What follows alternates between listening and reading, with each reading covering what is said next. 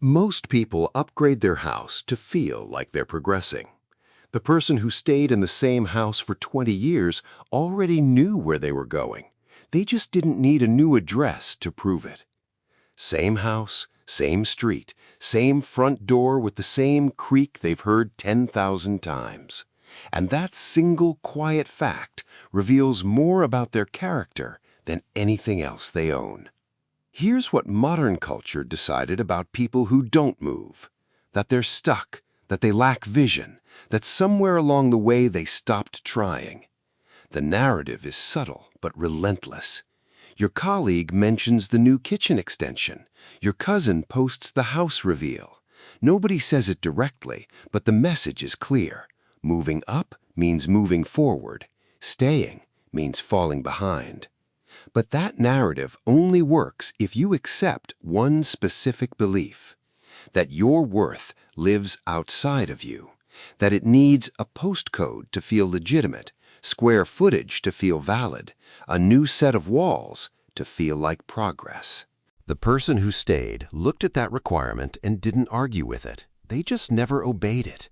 Most people assume that's contentment, that the stayer simply wanted less. That's the wrong read entirely. Picture this. It's 2 a.m. The house is completely silent.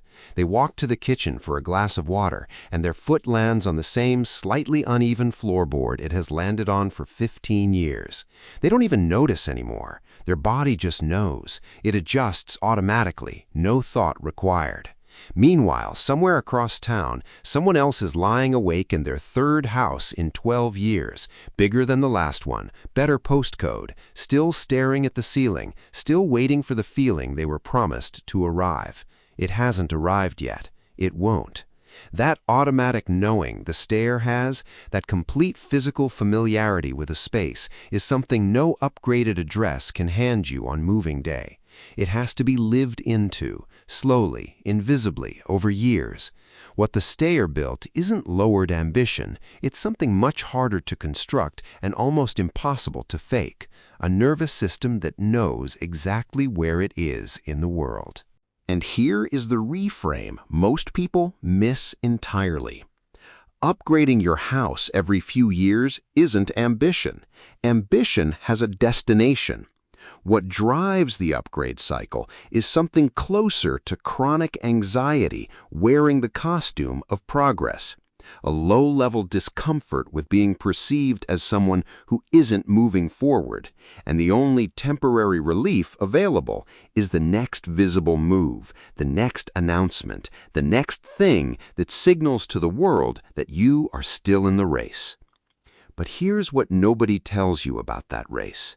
The dissatisfaction moves with you. You pack it carefully alongside everything else. It rides in the moving truck. It unpacks itself quietly in the new kitchen while you're still deciding where the cups go. And within 18 months, it's asking the same quiet question it was asking in the last house. Is this enough yet?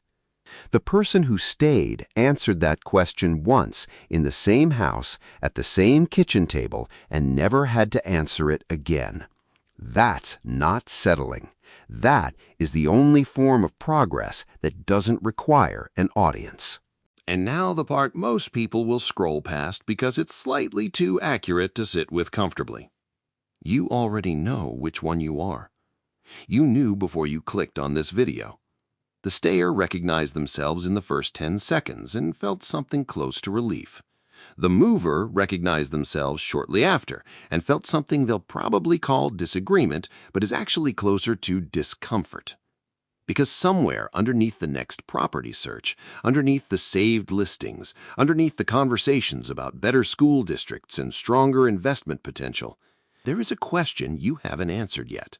Not about the house, about yourself. And no postcode in the world will answer it for you. The stayer isn't more disciplined than you. They aren't wiser by nature. They aren't built differently. They just stopped running long enough to hear the question clearly. And then they answered it. The real one.